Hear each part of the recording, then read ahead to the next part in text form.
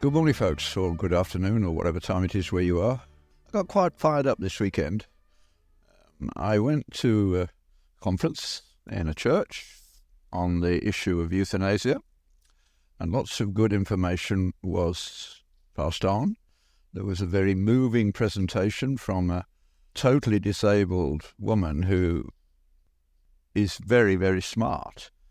And she came in her wheelchair and smartly, with a translator, had her translator deal with her tremendous efforts to express what she wanted to say. And then she backed off and she'd got it all ready to go on recording. I don't know how she did it with AI or whatever, but she was very articulate. And she writes beautifully, which is unusual for evangelicals, I'm afraid. So there was stuff like that. And it was good and wholesome. And at the beginning, there was some theology, which was good and wholesome. But the point is, we're supposed to do something. Go and tell what the Lord has done for you and change the world is the basic message of the gospel. We pray every day, thy kingdom come on earth as it is in heaven. That's a pretty big statement. But there was nothing in that area. So I want to see if any response comes from the people who listen to this. But here's my basic pitch. At the heart of medicine is a moral activity. Because when you go to the doctor, it is not just like taking a car to the garage, is it? Especially, it may be if you are doing things like having a wrinkle removed that you think is going to change your life or similar trivial things. But if you know you're not feeling well, like your car with noises you don't understand, the difference is quite different. The guy at the garage says, yeah, I'll find out what that noise is, and you leave it with him without any emotional response at all, except perhaps the bill. But when it comes to you as a person, you know there's something wrong. And for most of the history of human civilization, the doctor couldn't do much about almost everything. But he had watched people so he could, if you like, make a diagnosis and tell you, I've seen this many times, you'll be fine. Or, I'm not sure about this. This is very problematic. In fact, the Hippocratic physicians wouldn't take on as a patient, the early ones, somebody they thought was going to die because they would be blamed. That changed in the Christian era when we cared for people who were dying. But you've gone with an existential problem, and it's always amazing, particularly in the developing world, when you tell somebody, yeah, I know what's the matter with you. That's the good news. The bad news is, I wouldn't do this bluntly, you're not going to survive very long. You go put your life in order. And almost invariably, they say, thank you, which is an astonishing thing to do. When you think about it, they now know what they have to do. And anxiety about not doing things is a big issue.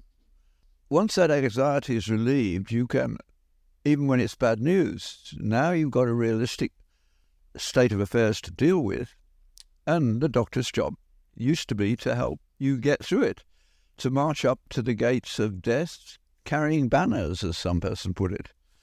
Auden's last line in his description of his wanted physician when he died, will not make absurd demands that I abandon all my vices, but will, with a twinkle in his eye, tell me that I have to die.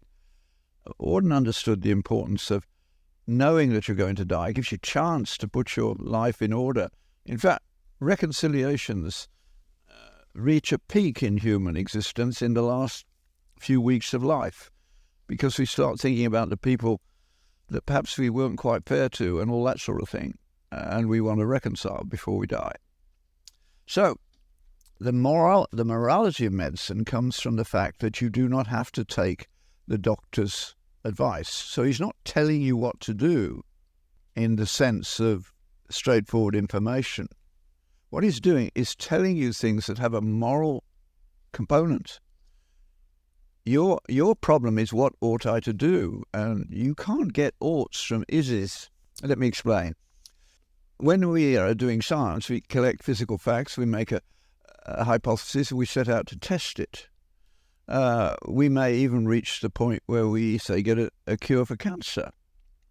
But that doesn't immediately tell you that you ought to give it to people. We know that from our culture. In other cultures, you would think about marketing first and ought second. It's not, and that's increasingly the case with us, has been for some time. The is-ought disjunction is important to be able to talk about. Come up with your own example. If I'm doing this in a lecture hall, I will choose probably the only person I know in the audience and say something like this. Jim over there is the only person I know, and I'm sure he won't take offence at what I'm about to do. But I need a volunteer. In this case, he's been volunteered. So I want you to imagine that last week in my laboratory, I invented a cure for a cancer which Jim has. Ought I to give it to him? Now, of course, the audience usually smelling a rat, so to speak, don't want to be made a fool of in public. I said, no, come on, play the game. You know that this is a game. Ought I to give it to him? And slowly the hands go up. And I say to Jim, you've got some work to do to increase your friendship ratio. But you all know I ought to give it to him in our culture. But what if I'm a genuinely thought-out Darwinian? And Jim is a very wealthy man, and his will is in my favour. I get his estate when he dies. Now, as a Darwinian, what ought I to do? And of course, the answer is the exact opposite. A Darwinian knows that everything is just a battle of the genes. And in war, everything goes. So nobody knows I've got this cure. Jim will be dead in a few months. I can wait to do anything more on it for that length of time, collect his money, and then spend the next 10 years quietly developing the commercial benefits of my cure. That's the Darwinian world. We've clearly moved along the way from Christ, who, when confronted by any sort of suffering, immediately healed and told us to do the same, to care. So, what's the Darwinian to say? I mean, they don't like it when you point out, if you really are an unbelieving secularist, you have no basis for what you want in the practice of medicine. And we should rub their nose in that. Fortunately for us, the best example of the argument is by an atheist who's honest, now dead, committed suicide when he got cancer. Perfectly rational if you're an atheist and you believe there's no meaning to life, you get out when it hurts. But he was a very good, and being Australian, he's very direct and he writes well, or wrote well, I should say. His name is David Stowe. I often mention him. And the book is Darwinian Fairy Tales. Read it. You can even give it to your friends to read who are Darwinians, and read the introduction. You can do the same, because many of them, if they're well broadly educated Darwinians, they will know about David Stowe because he's a brilliant writer. But he does say we have no basis for morality in Darwinism, and we shouldn't pretend we do. We have only nature read in tooth and claw. Robert Frost understood that too. When we think we're just animals, we take away what makes us most distinctive. There are no oughts in the animal kingdom. You only have to feed the cows on a very cold day, and the calves don't get a look in. In fact, every now and again we had one trampled. That's instinct. There are instincts in the animal kingdom, not moral injunctions. We're unique in that respect. And we need to start pushing this, especially now the secularists are deciding they know who ought to die. That is incredibly arrogant. And we should call them on it. How dare you decide that people identified only as a group should be killed or pressured into accepting euthanasia? First of all, we die as individuals. Nobody dies as a group. Even in a war, you die as an individual. So death is a very individual thing. You have no right to go after people on an identity basis. That is reductionism, the worst order, and you should be ashamed of yourself. Rub their noses in it. We need to. They are not living up even to their own standards. That really upsets them. The only paper that I wrote that I ever got real pushback on was one called The Myth of... What's it called? The Myth of Multiculturalism, in the context of medicine. And I did get quite a lot of pushback, but in, I think, almost every case, in due course, the person pushing back came and said, I hadn't thought about it really, you're right. They were all doctors, of course, it was written for doctors. You see, doctors are highly intelligent. They have to have a high intelligence to get through the stupid accreditation process, which is just a memory-heavy, intelligence-heavy, useless introduction to medicine. They know how to process data, and listening to patients all day and sorting them out, it requires a lot of quick thinking, but they're not broadly educated. So they haven't read what they ought to have, because simply staying up to date as a doctor is a full-time job. So they are willing to be educated, and the things that they've taken on board in the last, ever since the 60s it's been growing, are increasingly secular, because our community, our world is run on a secular basis. Now, what that means is that we think we've got enough in common to be able to take everybody on board. We're learning we don't. Just think about the various ways in which the world functions in other places. I just use one true story because it's very dangerous to take theoretical situations in the modern world. The secularists go after you. But everybody has the right to tell their own story. And I tell this story regularly. I used to be ashamed of using the same stories, but my friends in medicine say, don't even think twice about it, because the story is where we hang the argument. And if somebody in the audience hasn't heard it, I want them to hear it, because that's where I usually start the argument. Most doctors do. They start with patient cases and work towards the science, and usually the intermediate step of what cures have been recorded. So I was blackballed from one medical school 25 years ago, in the sense that I never got invited back. And that was Oregon. How surprising. Portland, Oregon State Health University. And I must have been in something of a fey mood, but I said, I began grand rounds by asking, how many of you think that multiculturalism is an appropriate way to practice medicine, that we can just take it on board? And almost everybody raised their hand. Some people were too busy with their coffee or their donut, but nobody was clearly opposed to the idea. And I said, well, I think I can prove you're wrong. Now I had their attention. And I said, well, I just need to tell you one case history, a standard medical approach to issues. I said, I saw a little girl. She had a septic knee, which had been neglected. So by the time she came to the hospital, she actually had osteomyelitis in the femur and the tibia. And the only way to save her life at that point, given that this was in Africa, not here, was to cut her leg off and get the pus out and fill her with what antibiotics we had. And so the parents were told that, and they said, we need to think about it. I said, well, the OR will be ready in 30 minutes. Well, in those 30 minutes, they talked, thought, and they took her home, where she undoubtedly died. But the really interesting point was the nurses, whom I knew quite well by this stage, were not upset. I was. So I said, may I talk to you, because I'm upset and you're not, and I want to find out why. They said, sure. So I said, fortunately, as so often in these situations, the right question comes from on high. I think it certainly doesn't come from me when it's as on the ball as this one was. What would these parents have done if this had been a little boy? And they said immediately, they'd have done the amputation. I said, why would you treat little boys and little girls differently? And they said, They gave it me on a plate. They said, in our society, in our culture, it's a woman's job to bear the children, till the fields, fetch the water, cook the food.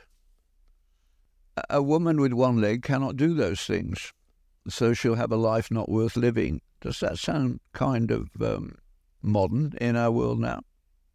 But this was 20 years ago in Portland.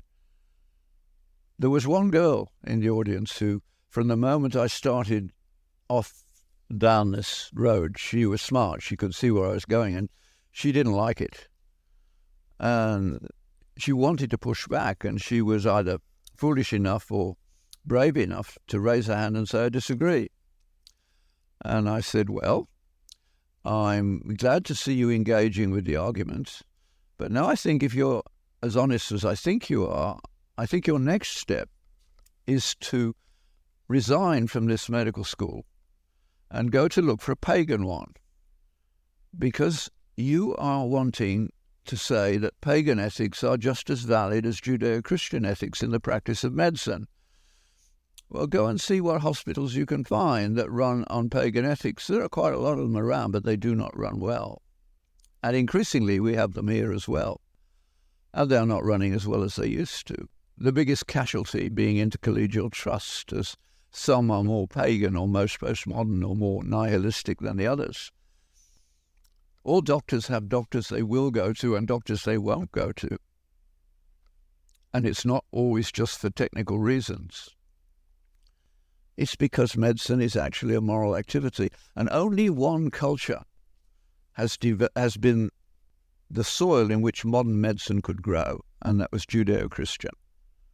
Yes, the Hippocratic physicians had some marvelous insights, important ones that you should know about and push back on.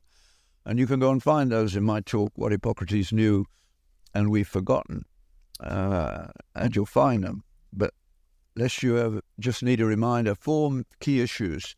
Without transcendence, you cannot have a system of ethics or a system of justice. In my view, not everybody will accept that, but I think when you think about the argument, you're having to play all sorts of verbal games to avoid it.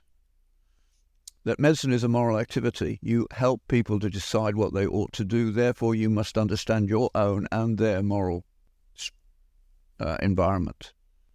It's part of the deal. If you don't take a spiritual history in the context of a serious disease, how can you possibly know what's coming next? Most people don't.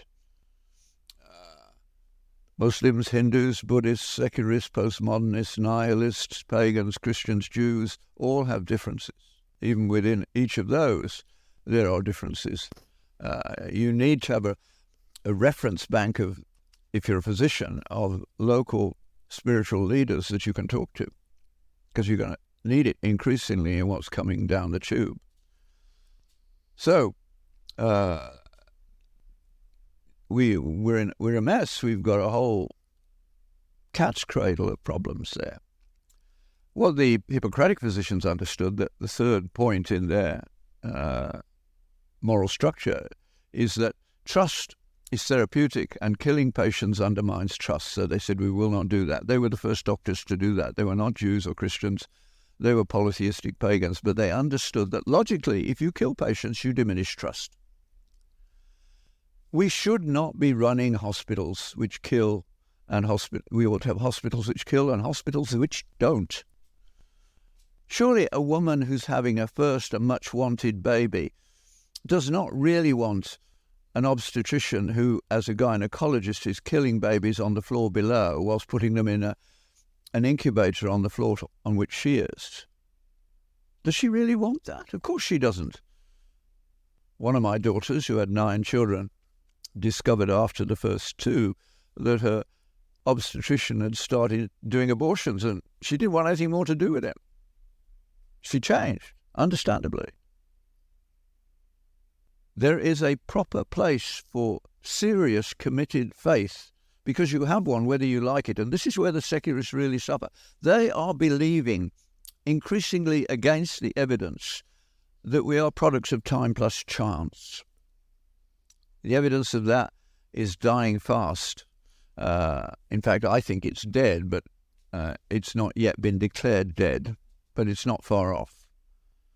We live in a universe which is so extraordinary. And the pictures coming back from the Webb telescope, if you haven't seen them, go and look at them. They're going to make the cosmologists rethink their view of cosmology. It doesn't look as though everything started from random chaos. It looks as though there were some amazingly structured things there very early in the history of the cosmos. And they're beautiful, incredibly beautiful. And, I mean, one of them, I think, is 1.5 billion light years across, and it's like a corkscrew. Just astonishing. Molecular biology is doing the same sort of thing. Chemistry is doing the same sort of thing. Quantum physics, they're all facing incredible beauty in their area of work and incredible complexity. So why should a faith system, I do not believe in God, which doesn't even bother to call its name, dominate the way we practice what is essentially a moral activity? I repeat that. Why should a secularist government, those who rule, why should they be allowed to tell the rest of us what we do in a world that's made up of individuals with loves and hatreds, friends and enemies, a need to get all those things straightened out at the end of their lives? It's not an accident that the last few weeks of life lead to more reconciliation in families than almost any other period of family life. So why are we excluding it from medicine? They talk about inclusion as one of their main things. But that ought to say inclusion except Christians and Jews. They made Christianity, for goodness sake, have at least the humility to admit that secularists had nothing to do with the development of medicine. We need to remember what it used to be like before we're all dead who do remember. The students tell me now, remember, we only know this. So I have to tell them the stories from back when I was doing medicine in the 50s. I started. And it has changed dramatically and not for the better in this area. And we need to do something about that. Now, I'm going to leave you hanging there, but just think of diversity, inclusion, and equality, and ask, why aren't Christians and Jews involved? Why don't they have that duty? Why does it have to be oppressed and oppressors? That, again, is killing people by putting them into identities. Identity groups are of great value to politicians. They are not of great value to individual people.